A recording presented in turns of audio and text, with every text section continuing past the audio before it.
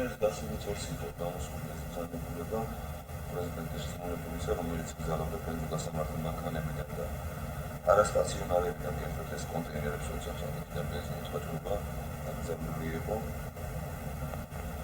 ჩავატარეთ რამდენიმე რეიდი გასულსაც, რამდენიმე აიგზალებოდა აღარ იყვნენ, მე ისე დგებოდნენ.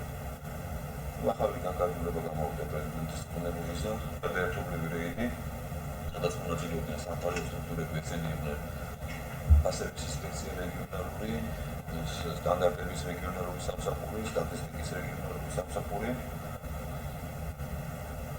ოპერატიული სამსახური, საგადასახადო პოლიცია და ადგილობრივი საგადასახადო უშუალოდ ჩემი მონაწილეობით ჩატარდა. ერთი დღეში თითქმის ტელეგრამიდან გაყვანილი იქნა ეს მანქანები, რამდენი მანქანა დაახლოებით 11 მანქანა ვაჭრობდა ბენზინიდან. არასტაციონარები ყველა დამოკრული იქნა, კონტეინერებიდან და მანქანიდან მოსახდებოდა ხოლმე ბენზინის ვაჭრობა, ისინი იყვნენ ფიქსირებულ გადასახადს.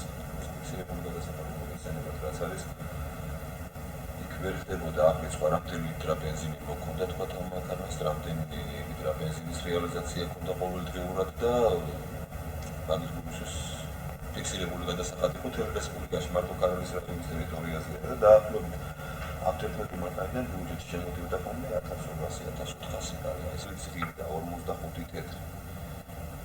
45 თეთრი არ შეიძლება რომ სოფლიო ბაზარზე ასეთი დაბალი ფასი იყოს ბენზინის საწვავზე. 45 თეთრი.